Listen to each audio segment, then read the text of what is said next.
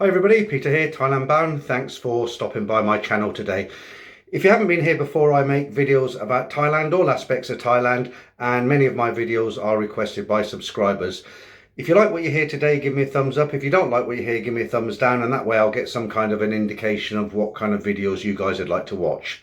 Okay, so that said, let's start with today's video. It's going to be, the subject matter of today's video is another story between a Thai girl and a Western man. The Western man is from the UK. His name is Mike, and the lady's name is Boon.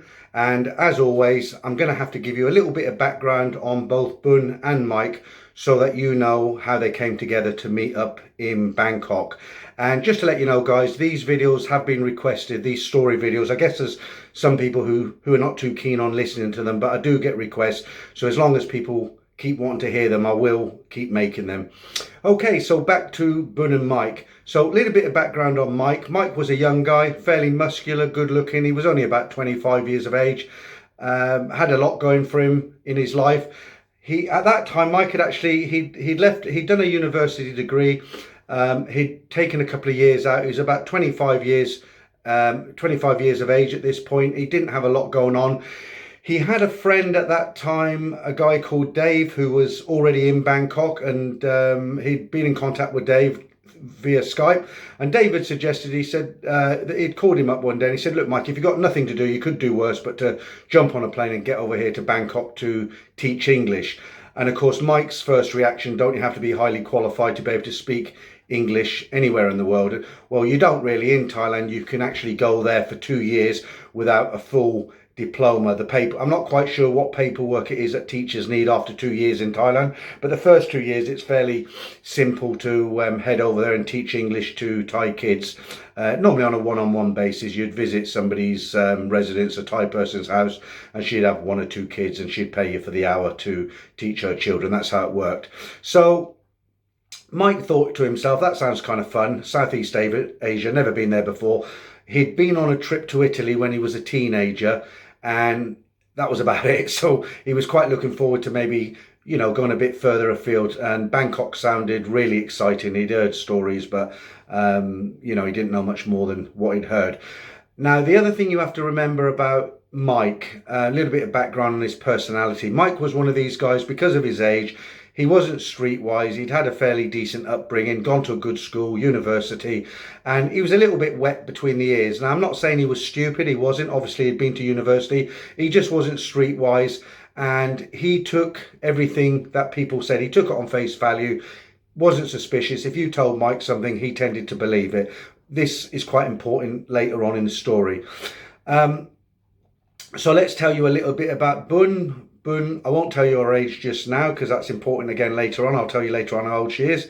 No great surprises, but I just don't want to spoil the story. Boon was a young girl who was born in Isan, about 10 miles south of Khon Kaen. She'd come down to Bangkok to work initially as a cashier in a small kind of department store. And that's all I'll tell you about Boon for now. What's more important is Mike and how he come to be with Boon. So at this time, Mike had headed out to Bangkok and he was met by his friend, and he slipped into the teaching game. He slipped into it quite easily enough. It's not difficult to get jobs out there. As I say, you're not, you're not teaching in a big school or anything like that. Generally, these jobs I'm talking 20 years ago when I lived full time in Bangkok. You know, the sort of jobs he would have got would be one-on-one, couple of kids, 3 kids at most, and then he'd go on to his next job. Now, something else that's quite important, I don't know what it's like now, but back then teachers weren't paid an incredible amount of money, which most of them didn't mind because they were young. It was an adventure. They got to meet they got to meet the Thais. It was a real culture shock. They ate strange foods. They lounged around on nice beaches. They travelled the country, and they were able to sustain themselves on the 10 or 12,000 baht that they earned a month. So it was a real good decision for young people to go out there and do that at that time. So Mike's out there now. He's now teaching. He's getting into the swing of things. He's been out there for about a month. He has a room, but because he has a limited budget and he's young, he doesn't mind roughing it up to a point. Personally, myself, I wouldn't take a room with air conditioning now. It's when I was younger, no problem, but not now. I like a bit of comfort in my life. Mike took a room in Sukhumvit Soi 38, right down the end. There was an old kind of Thai style house, you know, the sort of thing, dark wood inside, little bit small windows, dark. Okay. There was a room for rent there. The owner only wanted 1,800 baht a month. Remember, it was 20 years ago. And it didn't have air conditioning. It had a fan, it had a single bed, wooden floor, had a small room with a shower and a toilet. There was no hot water. But as you know, if you've been to Thailand before, the water's never cold anyway. It's at worst, it's lukewarm. So he had his room in Soi 38. He was paying about 1,800 baht a month for that.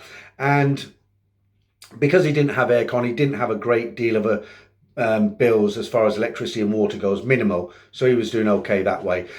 As far as eating, he adapted to Thai food very, very quickly. A little bit spicy to start with, but he soon got used to it. He had to get used to it because he couldn't afford to eat Western food every day. Once a week would have been a treat, which is maybe the odd McDonald's or something. But generally, he ate outside. And Mike, quite a clever guy, he soon learned that his budget would go a lot further if he ate in these food carts on the street, which he didn't mind. So I've set the scene for you now. Mike's there. He's doing his teaching. He's got his room. He's eating on the street.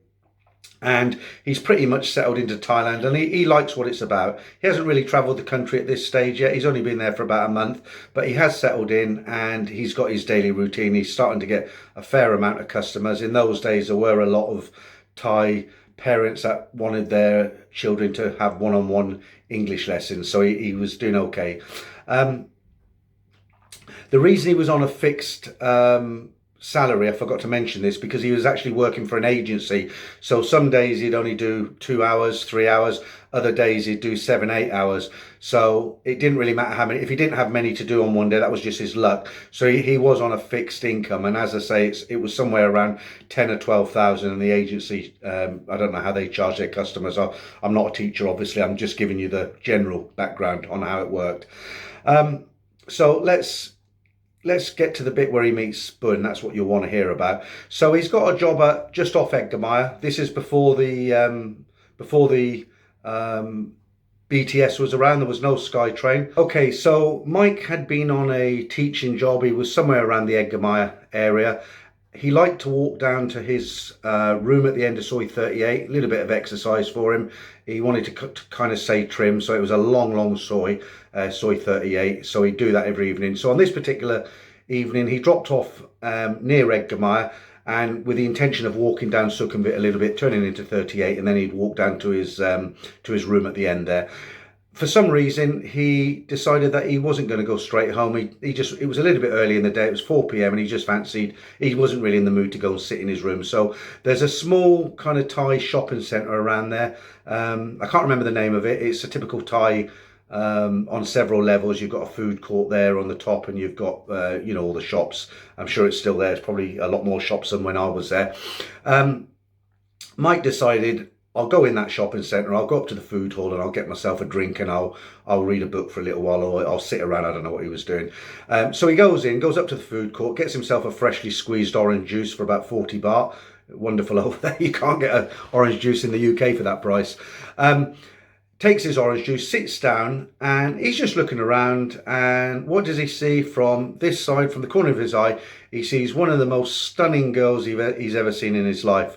He looks over. He's guessing she's about 22. Really nice, long, dark hair, typical Thai look, but absolutely beautiful. That's what Mike thought anyway. Now, to his surprise and to his pleasure, she actually did look up at the same time and smiled at him, which, if you're looking at a beautiful girl, admiring her, and then suddenly that girl smiles at you, then it gets quite interesting. As we said earlier, though, to be fair, Mike was only 25. He was fairly well built, not overly big. He wasn't a bodybuilder, but he was trim and fairly good looking for his age. He wasn't old. Once he'd got the attention of Bun, or Bun had smiled at him, he wanted to chance his arm, and he thought he'd try to go over and speak to her. Now, he was aware, he had read up in the UK, he was aware of Thai culture.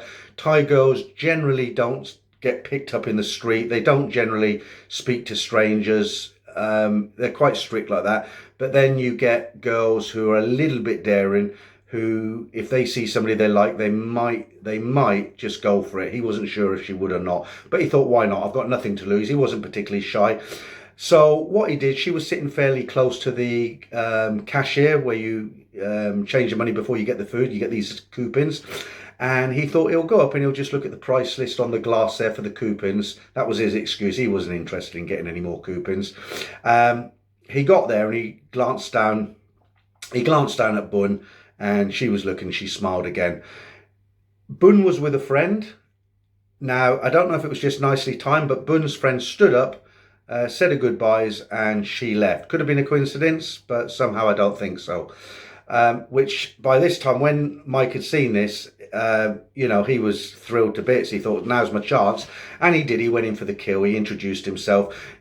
Something I forgot to mention, Mike was speaking a little bit of Thai. I won't say he was fluent, but as he was young, he was picking it up very, very quickly. He'd read some books in the UK.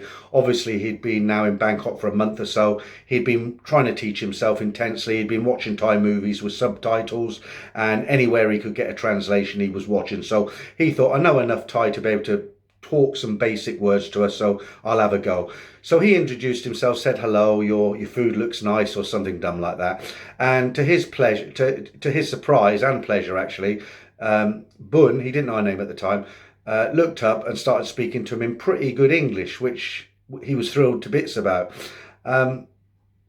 So he asked if he could join us. She said yes. They had a drink and they sat around, and I think 2 hours went by. They were really sort of into each other. Bun appeared to like Mike very, very much.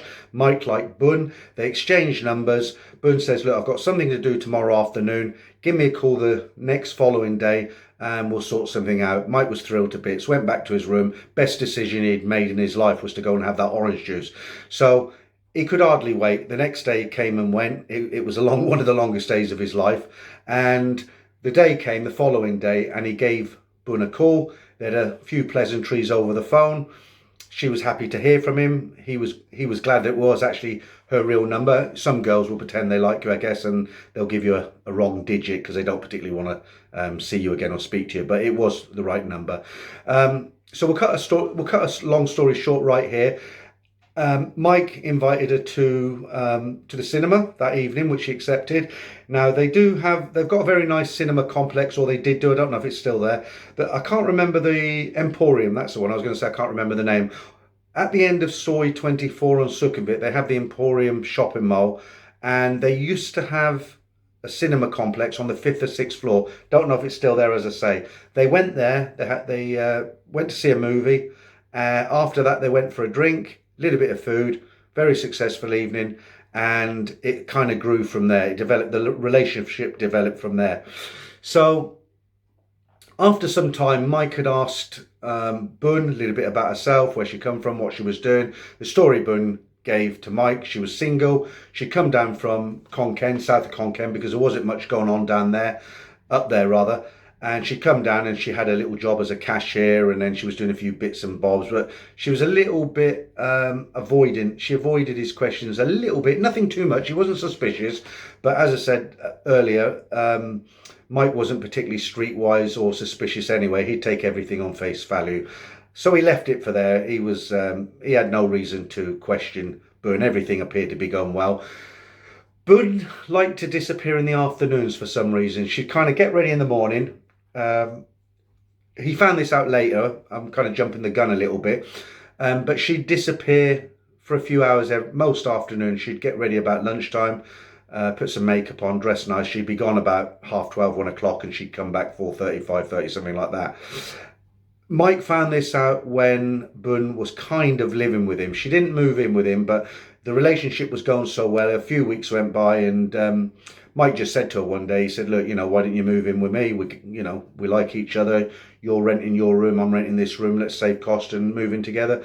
And she kind of moved in. She didn't move in lock, stock and barrel. She was a clever girl. She wanted to keep her options open. You'll find out later why she was clever. But Bun wanted to keep her options open. She was quite an experienced girl, actually. I'll tell you why. Before Mike finds out, I'll tell you why she was what she was doing. getting a little bit tongue twisted there.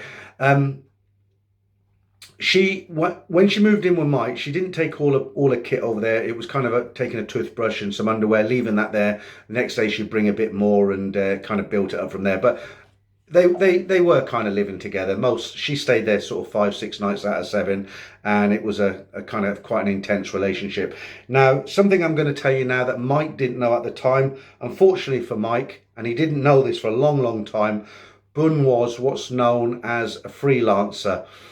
And if you haven't been to Thailand or you're not familiar with the term, I'm sure a lot of people watching this will know what a freelancer is.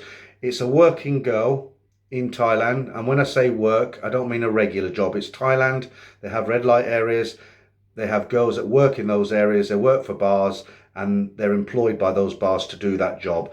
A freelancer basically does the same, but they don't work for any establishment. They don't work for the bar. They don't work for any go-go bars. They work for themselves. They hang around malls. They go to after-hour drinking places. There's certain places they can hang out and pick up their clients. So Bun, she was actually 26. Mike thought she was 22. I think she told him she was 23. That's all he knew. He certainly didn't know that she was going with clients. She was a very good looking girl, as we said earlier, very slim, very petite. She didn't have any problem finding clients. She didn't hang around on street corners. She didn't hang around the Nana Hotel. She wasn't that kind of freelancer. She had her regular clients. Most of them were middle-aged businessmen. They were well-to-do. She'd go and visit in a hotel. They'd fly in. She had a black book. They all had a number, and she had a separate phone that she'd use that Mike wasn't aware of. So she had her regulars. She was doing okay. Something Mike didn't understand: in Thailand, these girls, they do need to send money up to their families. The culture there is that the girl looks after the family, and normally most of the girls all of the girls working in Thailand, they send money up to their families. As we said earlier, Mike was a school teacher. He wasn't asked for any money. He wasn't asked to send any money up north to her family, and Bun paid her way. And because Mike had no experience of Thailand, he just took this for normal. Now, you might be thinking at this point, why would Bun stay with Mike? Mike's got no money, not really. Bun makes a fair decent amount of money. Don't know how much, but a lot more than Mike, probably 4 times more than Mike. Why would Bun stay with Mike? Now, remember, she had no family in Bangkok. She probably had limited friends. And I believe that everybody needs a bit of stability in their life. And I truly believe that Mike was Bun's stability for a while. It was a base. It was someone to come home to. It was someone she could share her secrets with, but not too many secrets. What went on in her day, she could speak to Mike.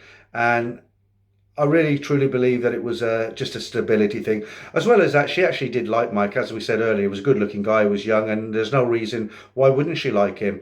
But unfortunately, Mike couldn't keep her he just didn't have the money to keep her in that way. A few months down the line, everything was going well, and unfortunately the day had to come. There was a guy, he was from if I can remember now, he was from Baltimore in the USA. His name was Jack. He was about 40, very financially stable. He was married, had a wife and a couple of kids in Baltimore. But he was a bit of he played the field as well when he came to Bangkok. What he'd do, he'd come to Thailand. He was in some kind of an import-export business. He'd hit Chinatown hard for a week, get that stuff all on the plane to go back to the USA, and then he'd have a week of letting his hair down and having fun, because as we say, he was married. So, obviously he wasn't taking his wife to Bangkok. Now, Jack met Bun in, I don't know the circumstances, but when Jack met Bun, he was actually captivated by her. Falling in love is probably too strong, but he liked her a lot. Sorry, I keep looking up, guys. My CCTV's up there and I keep seeing movement. I'll try not to do it. Jack was very taken back by Bun. She was very beautiful, fairly young. As we said, he was about 40, plenty of cash, no problem, hooked up with Bun. And again, to cut a long story short, he basically told Bun that he was willing to take care of her financially. He wanted to be exclusive in her life. And there was even talk of him eventually taking her back to the States. He was going to be coming over there regular. I think he came over for 2 weeks every 6 weeks, something like that. He could send her money. He made her promises. But whatever it was, obviously, if you would have been in Boon's shoes and you're visiting different people every day, an offer like that is very hard to turn down. So, as we said, she did very much like Mike. I won't use the word love, but she did like him a lot. And she had to make a decision how she was going to end it with Mike. She wasn't going to end it for anything Mike had done to her. She was very happy with him. He was a nice guy. As I keep saying to you, he wasn't streetwise. She realised that. In some ways, that helped her out a lot because it was a lot easier for her to hide certain aspects of her life. If she'd been living with a streetwise, switched-on guy who'd been there for a few years, straight away he'd be, hey, what's happening here? He'd know, his cogs would be going again, and he'd be asking questions. But Mike was a little bit naive. He didn't ask any questions, and that suited Boon. So at this point, she decided she was going to take Jack at his word, see how it worked out, see if he did come through with the cash. And he'd already given her something to persuade her that he was serious. He'd spoken to her and he'd give her a lump sum. I don't know how much, but it obviously was enough to entice her into the relationship. She thought about going back to Mike and telling Mike straight and saying, look, Mike, it's over for whatever reason. But she knew Mike wasn't the sort of guy who'd just say, oh, well, okay, then. He would press her. He'd probably stand in front of the door. He was a little bit immature. He might even start crying in front of her, which she didn't want to see. And she didn't want to upset him, and she just didn't want to have a hard time herself. So what she decided to do, she wasn't going to just walk away there and then. She wanted to see him again. She wanted to have a last kind of fling with him, a nice night out. She contacted Mike by phone and said, listen, Mike, I want to come and see you tonight. I want us to go out for dinner, go out for a few drinks, and I'm going to stay the night, all night tonight. Is that okay? Of course it was okay. He's not going to say no, is he? So that's what happened. She said she had something to do the next day. She'd call him later, and she left fairly early. It was about 9 o'clock in the morning, and boom. She took a lot of her stuff. The excuse was she had to go to the laundry. And, again, Mike was so naive, he didn't think nothing of it. She packed up most of the things. She left a few bits of worthless things, toothbrush, things like that, just so he wouldn't get suspicious at all. But he wouldn't have done anyway. It was Mike. So Boon left. That was it. As far as Boon was concerned, she wouldn't be seeing Mike again. Unfortunately for Mike, there isn't a lot more to tell you about this part of the story. There's plenty later on. But for this part of the story, as you can expect, Mike, she didn't phone. We knew she wasn't going to phone. Mike's straight on his phone, calling her, texting her, calling her again. This went on for about 48 hours. He was devastated, gutted. I mean, he was in love with Boon, definitely 100%. And all of a sudden there was a void in his life. He just got used. He hadn't had a serious girlfriend in the UK. Boon was his first true girlfriend in Thailand. She'd been there 6 days out of 7, 5 days out of 7, most days. And it had gone on for several months, and Boon was very close to Boon, and suddenly she wasn't there. It was real difficult coming home, putting your key in the door, walking in, there's nobody there, silence. Nobody's going to come round and see her. Okay, I mean, look, he's a nice guy. He could have gone out and picked up a girl like that. He could have picked up 3 girls, but that's not what it's about. When you love somebody, then obviously it's about that person. So that's it as far as it goes for this part of the story. Boon went off with Jack. For now, I don't know the rest of the story with Jack and Boon. And as I understand it, Mike stayed on in Thailand. He was very depressed for about 6 weeks to 2 months. Never got Boon out of his system, carried on teaching. And he was there for 6, 7, 8 months more or something like that. The time came when he had to pack up and go back to America. He could have extended for another year. He decided not to. He had a sour taste in his mouth. As much as he loved Thailand and as much as he tried to enjoy what Thailand had to offer, he did have offers from other girls. He never had another girlfriend while he was there. I don't know if he had the odd fling. He certainly could have done for free. He was a good-looking guy, as I keep saying. But there was just a little part of him gone, and he didn't want to stay in Thailand. He was a little bit immature, Mike, unfortunately. And he went back to the States. So Boon and Jack, they've gone off and done their own thing. For now, we don't know what's happening to them. She's just gone. Mike is now back in the States. He's gone back home. Several years go by. He takes time out. But eventually he does meet another girl, a girl in America, nice girl, a couple of years younger than him, girl called Sharon. And he decides he wants to be a teacher. He does like teaching. So he went, I don't know how the system works in America, but he went for teacher training college, whatever it takes to become a teacher out there. He got qualified. Eventually he married Sharon. They had two beautiful baby girls and they settled down, bought a house, nice gardens, and they had a nice life. So about 10 years went by, and I have got a reason for telling you this. It isn't finished yet. About 10 years go by, and Mike is now a lot more mature. And he's never forgot about Bun, but occasionally he'd think about her, he'd analyse, he'd reanalyse, he'd think about what had happened, how he'd met her, the discussions he'd had. And especially in the early days, he was trying to, he was letting it all go around his head and thinking, what did I do wrong? Did I say the wrong thing? She's Thai. Maybe I don't know the culture. Maybe I said the wrong. Anyway, to cut a long story short, he came to the conclusion that he didn't do anything wrong. He treated her like a lady. He was a perfect gentleman. Took her out. He was polite. No problem at all. He was convinced of that. He decided that after a couple of years. At this stage, 10 years had gone by. And the summer holidays were coming up, the breaks. The teachers tend to get the same holidays as the students. So when they have their long summer holidays, the teachers tend to have their holiday.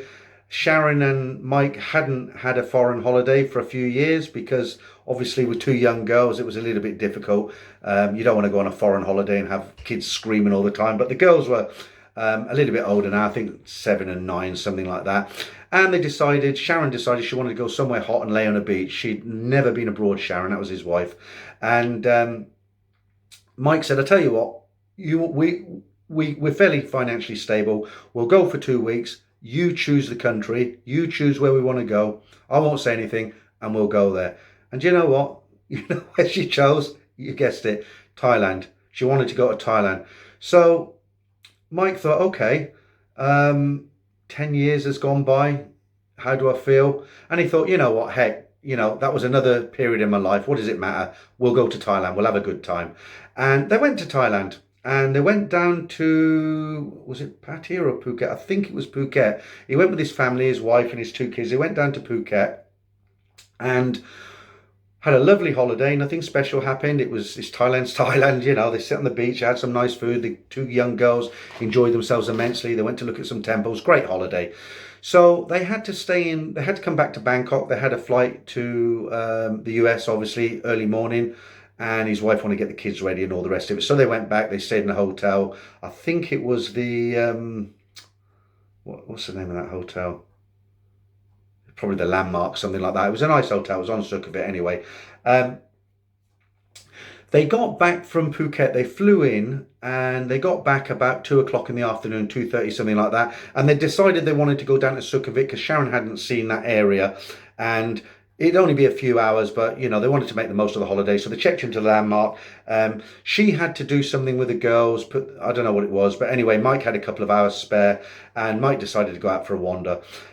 Decided to go into Starbucks for a coffee on Sukhumvit. And believe it or not, guys, true story.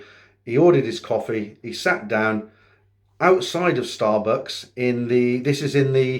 if you come out of Sukhumvit Soi 4, I think it's called the Nana Shopping Mall. Nothing special. They've got a Starbucks on the ground floor and I think they've got a McDonald's or something like that. And they've got a few stores out there.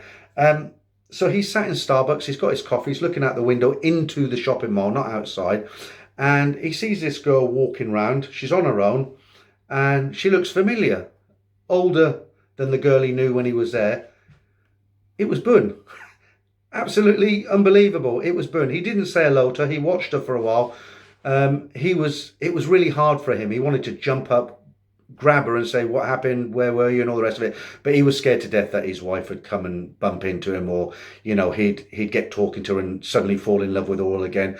And as hard as it was, he didn't even finish his coffee. He stood up. Starbucks has got 2 doors. You've got one in from the mall and you've got another one from outside, if it's the same one I'm remembering. But anyway, Mike basically left the shopping mall. His heart was racing. He couldn't believe it. I mean, 10 years later, when you think of the feelings he had for this girl, and suddenly there she is in front of him, but Mike's wife is across the road in the landmark with his two children. So,